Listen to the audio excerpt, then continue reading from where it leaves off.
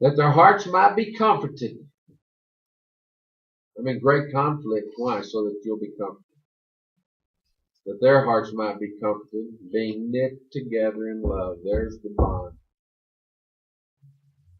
You look at y'all have studied John last year, right? And you go from the upper room in John 13 to the Garden of Gethsemane. And what you have is Jesus teaching his disciples, preparing them for what he's about to go through, and then also letting them know what they're going to suffer, and that love will inoculate them against the suffering and the persecution.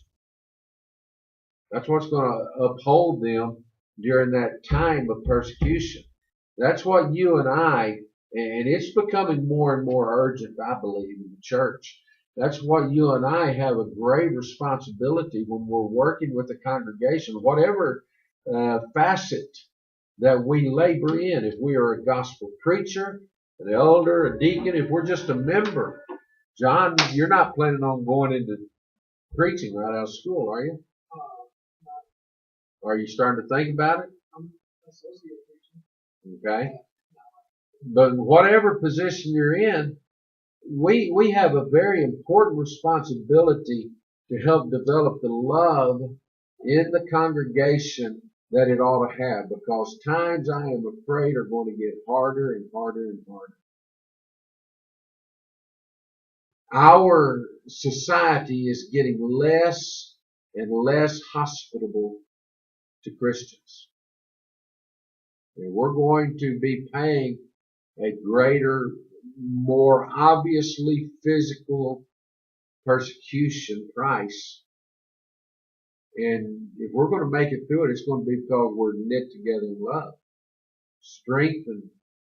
We provoke one another to what? Love and good works. Because love constraineth us. That word is an interesting word. It's what motivates. It's what propels. It's what guides and directs our steps. The love of Christ.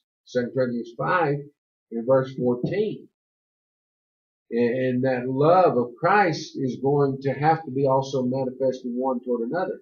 How can you claim to love God whom you have not seen and hate your brother whom you have seen, who's made in the image of God? And so the more that we labor to develop love among the brethren in a congregation, the better we are equipping them to stand up against whatever the devil has for us in the next years to come. Knit together in love.